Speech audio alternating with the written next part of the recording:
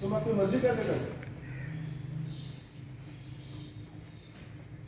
ہر پہلو پہ انسان پابند ہے. شریعت کا معنی ہوتا ہے راستہ. شریعت کا لفظ معنی نہیں راستہ ہے. تو ہر بندے نے اپنی شریعت گھڑی ہوئی ہے بھائی, اور جو شریعت اللہ بھیجتا ہے اسے اسلام کہتے ہیں.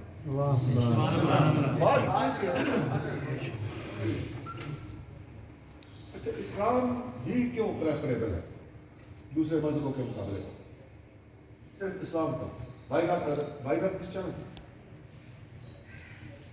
Y not Hinduism? ویلکم. ہم اس سوال کو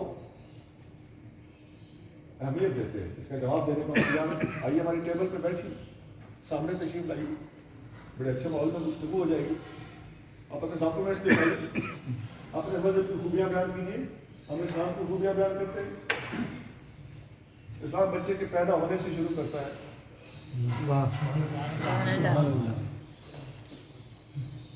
بچے کے بڑا ہونے تک پھر دودھ کتنا سا پلانا ہے, نام کیسے رکھنا ہے, ساتویں دن کیا کرنا ہے, عقیقہ کیسے کرنا ہے, تعلیمی ادارہ کون سا ہونا چاہیے, شادی کیسے ہونی چاہیے, رشتہ کون پسند کرے گا, خاندان کیسا ہونا چاہیے, کفر اور غیر کفر کے مسائل کیا ہیں, پھر مرتے وقت میت کو کیسے سنبھالنا ہے اور اس کو قبر میں کیسے اتارنا ہے, اس کی میراث کیسے تقسیم کرنی ہے. میں نے 1 منٹ میں بہت سارا کہہ دیا, اس کی ڈیٹیل میں بتاؤں کتنی بڑی کتاب ہے.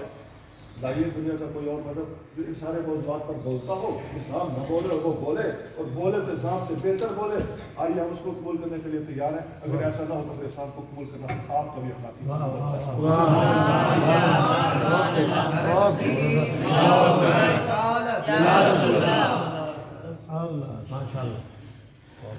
پھر عبادتوں کے میدان میں آ جائیے. لیکن انسانی زندگی کے حوالے سے تھا, عبادات کے حوالے سے آ جائیے.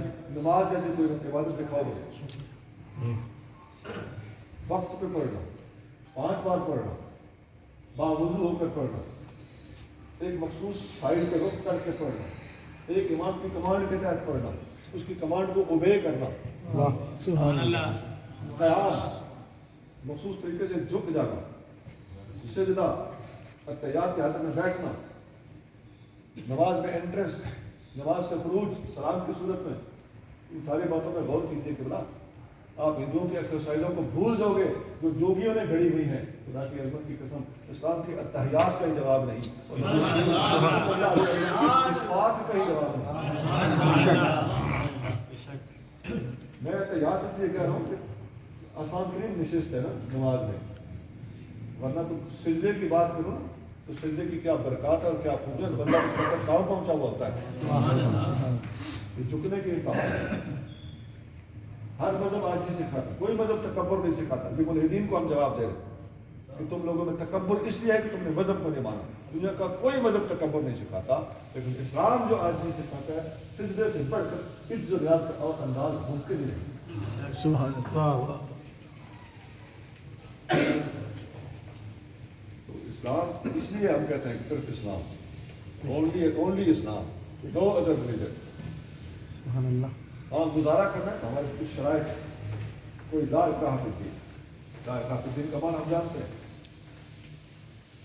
ہم زبردستی پڑھ کے کام میں داخل نہیں کرنا چاہتے, آپ کو دل نہیں مانتا, ہماری کچھ شرائط ہے ان کے تحت آپ زندہ رہ سکتے ہیں, بڑی خوشی پوری آزادی ہو. لیکن سینٹرل کمانڈ اسلام کے ہاتھ میں. اب یہی وجہ ہے کہ اسلام کا ضمیر اتنا مطمئن ہے. اسلام کے علاوہ سارے کے سارے مذہب فتنے ہیں, اور فتنے کو ختم کر دینا ایسے ہوتا ہے جیسے پاگل کتے کو مار دیا جائے.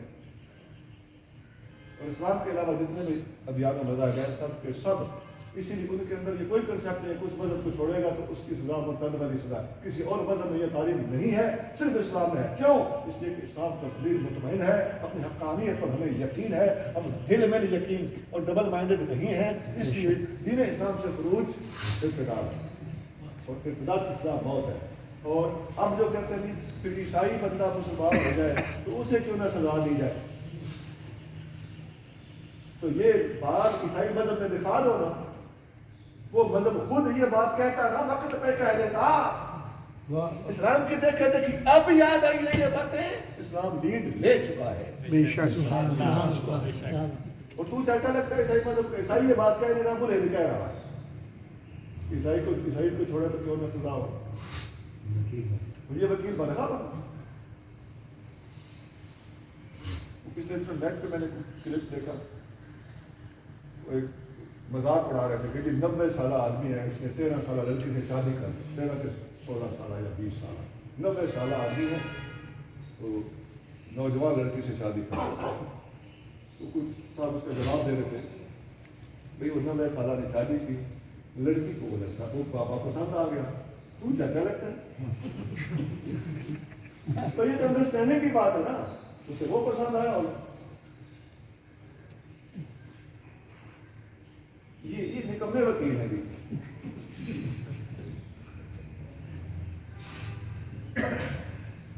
یہی صورتحال جہاں بھی ہے، عیسائی مسلمان ہو جائے تو اس کی سزا مقدار والی کیوں نہیں ہے، مسلمان اگر کافر ہے تو سزا والی کیوں ہے؟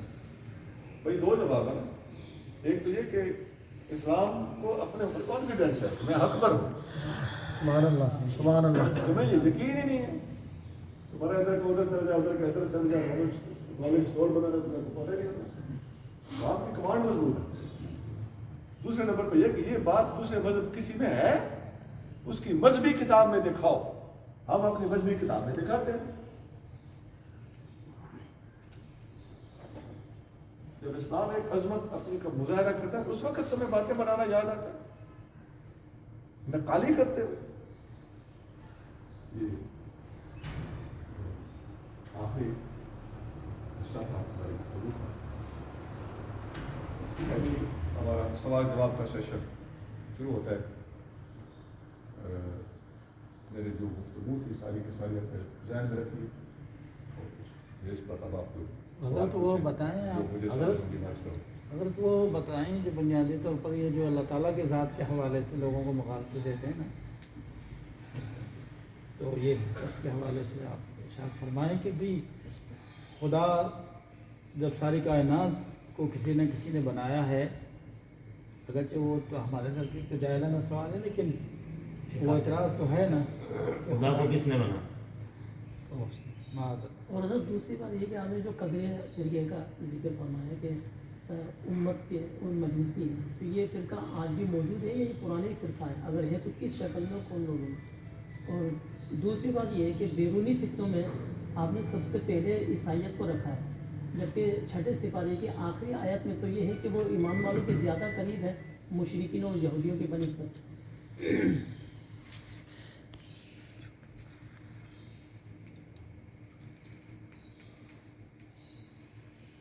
آپ نے سوال فرمایا ہے، داہیہ کا سوال، مجاہدین کا سوال کہ ہر چیز کو اللہ نے بنایا تو اللہ کو کس نے بنایا؟ اس کا جواب یہ ہے کہ جسے کوئی دوسرا بنائے وہ اللہ ہوتا ہی نہیں۔ اللہ صمد کا یہ معنی ہے،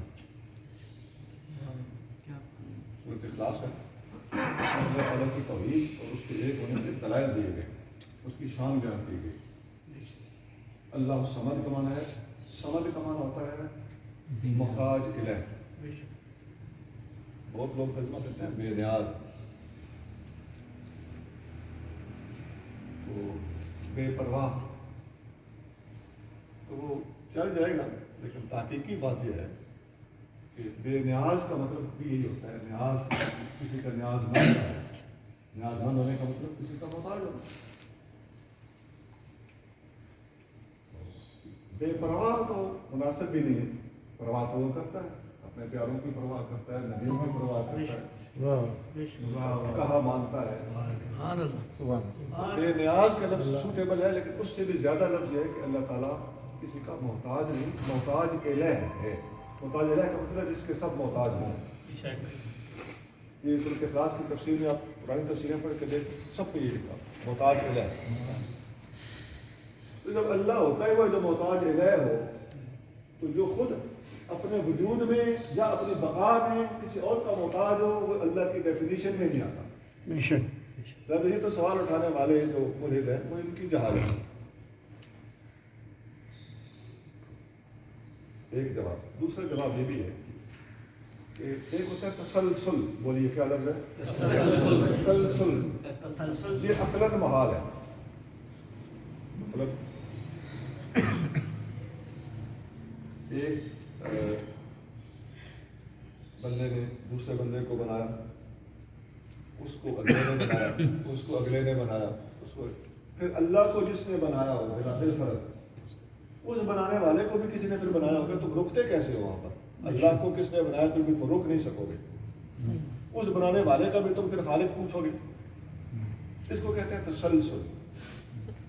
جہاں تسلسل سامنے آ رہا ہو بس سوال میں بھی خود بھی ہوتی ہے. اس کا انقطاع ضروری ہوتا ہے. تو وہ انقطاع ہم پہلے اسٹیپ پہ مان لیتے ہیں کہ ہر چیز کا خالق پہلے نمبر پر ہی خالق اللہ تعالیٰ. یہ عقلی جواب ہے اور پہلا بھی عقلی ہے اور مضبوط ہے، چونکہ ان لوگوں کو عقل کے سوا سمجھ نہیں آتی. اور اس کا ایک اور جواب یہ ہے، وہ ان لوگوں کو اگر حیا آ جائے تو اس وقت یہ پٹ اپ کرنے کے قابل ہے. نبی کریم صلی اللہ علیہ وسلم میرے پاس ایک دور آئے گا کہ لوگ کہیں گے کہ حاذا اللہ خلق کل شیء، یہ ہے وہ اللہ جس نے ہر چیز کو پیدا کیا. ومن خلق اللہ، یہ بخاری اور مسلم حدیث. اللہ کو کس نے بنایا ہے؟ فاذا قالوا حاذا، جب لوگ یہ کہیں فقوموا عنہم، تو ان کے پاس سے اٹھ جانا. یہ مسلم شریف کے الفاظ ہیں. ابو ہریرہ رضی اللہ عنہ کے پاس ایک دفعہ یہ گفتگو چھڑ گئی کہ ہر چیز کو اللہ نے بنایا، تو اللہ کو کس نے بنایا؟ تو آپ نے اس کا جواب دینے کے لیے فرمایا قوموا، کھڑے ہو جاؤ، اٹھ جاؤ یہاں سے. صدق خلیلی، میرے یار نے سچ فرمایا.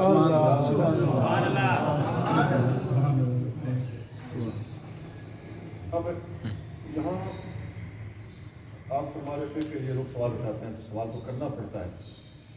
تو اس کی میں تھوڑی سی گزارش کرتا ہوں کہ یہ سوال کرتے وقت کسی کو پریشان ہونے کی ضرورت نہیں. سوال کرنا پڑتا ہے. آپ سوال کر رہے ہیں، میں جانتا ہوں کہ آپ میرے بھائی ہیں، ہم آپس میں بیٹھے بات کریں.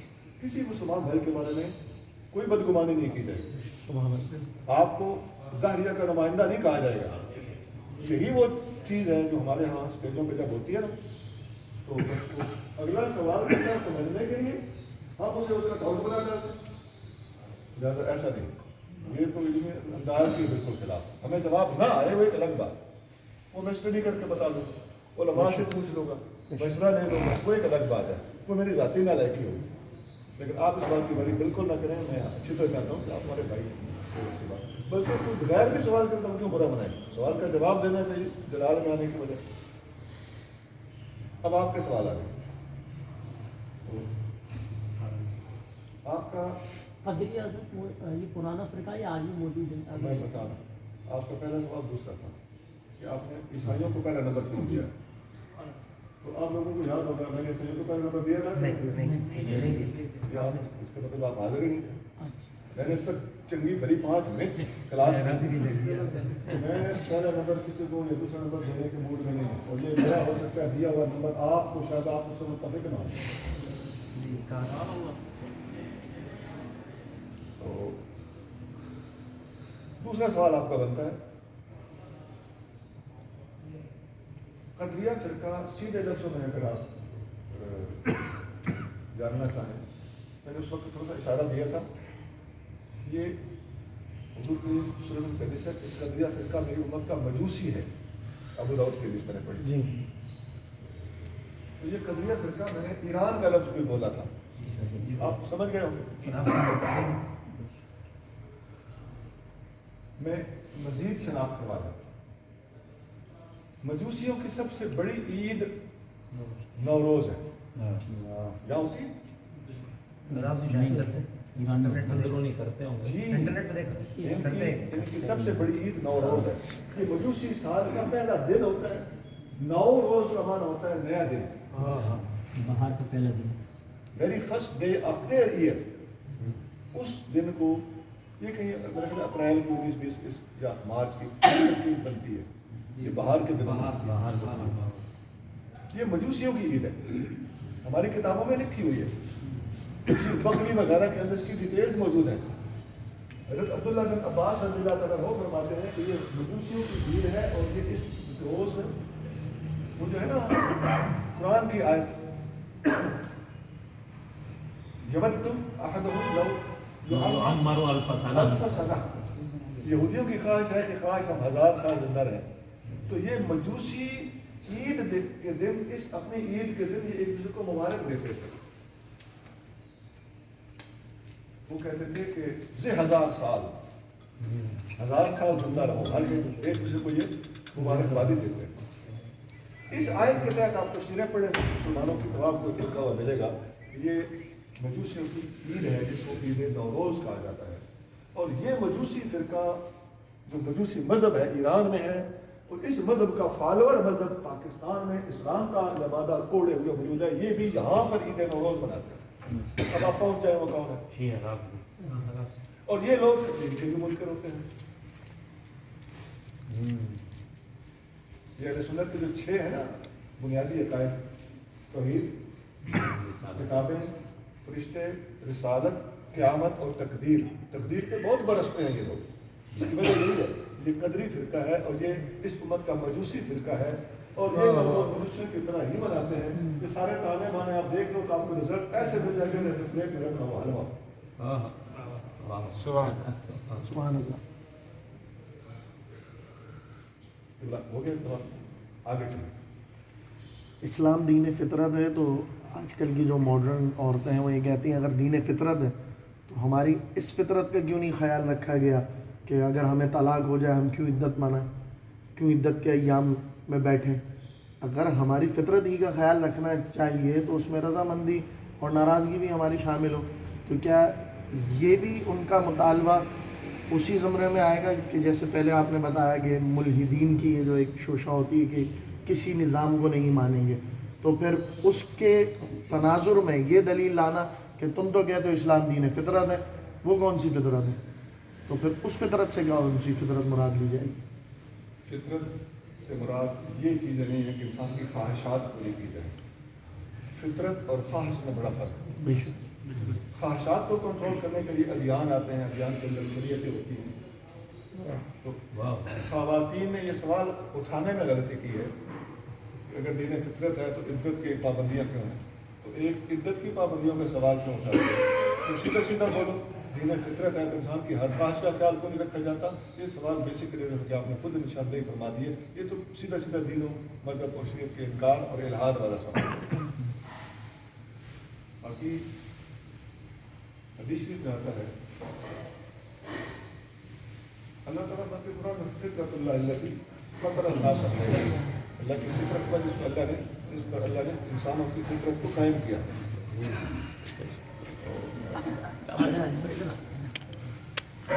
और एक वो जो मजूसियों का टाउन तबका जिनकी अभी हम नौरोज़ी लोग नौरोज़ मनाते हैं उनकी बात हो रही है। अब उन्होंने एक फितरत की डेफिनेशन घड़ी हुई, वो क्या कहते हैं, वो जो हम हाथ छोड़ के नमाज से कहते हैं कि इंसान इस्लाम दीन फितरत है। और इंसान जब पैदा होता है तो वो फितरत पे पैदा होता है, उस वक्त उसके हाथ खुले होते हैं। अब ये फितरत की ये डेफिनेशन एक नई डायरेक्शन से आ गई है। अब कब रोज इनका करना है तो भाई फिर तो इंसान को फितरत पे पैदा होता है, फिर तो इंसान को नंगे रहना चाहिए सारी जिंदगी। कपड़ा पहनना फितरत के खिलाफ हो जाएगा और दांत भी तोड़वा देने चाहिए। जी हाँ, फितरत के खिलाफ पैदा होना। बगैर दांत के पैदा हुआ है। सारी की सारी मेंटेन रहनी चाहिए।